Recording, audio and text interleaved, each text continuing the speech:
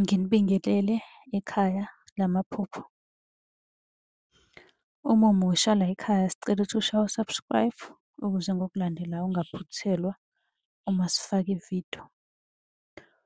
Ukubaluleka-ke kokuthi u-subscribe senzela ukuthi uma ubuza umbuzo kwi-comment sithi masibuya nevidiyo eyimpendulo, i-notification izongena kumakhalekhukhwini wakho ebese ividiyo uyayibona ngokushesha kanjalo.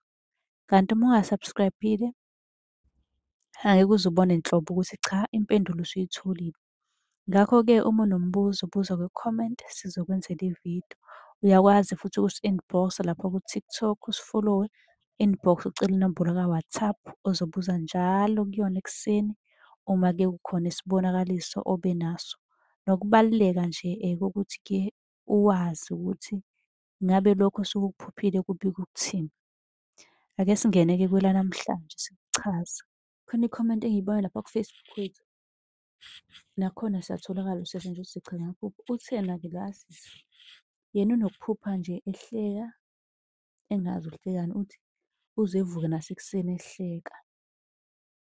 Usuke ephupha kodwa kugcine sekwenzeka kube ngazuthi-ke uhleka ngempela aze aphaphame.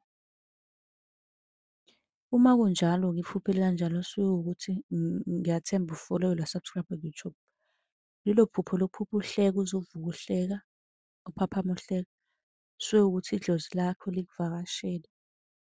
Ekukuvakasheleni kwalo futhi lijabulile lithokozile ngawe. Okusho ukuthi khona okuhle abadala abakuthandayo ngawe. Uma unombuzo buza kwi-comment sizokwazi ukuthi sikwenzele eyakho ividiyo ku-YouTube. Ungaphuthuma ku-YouTube uyo-check-a onke amavidiyo ayinqwaba ukuze ube nolwazi ngamaphupho.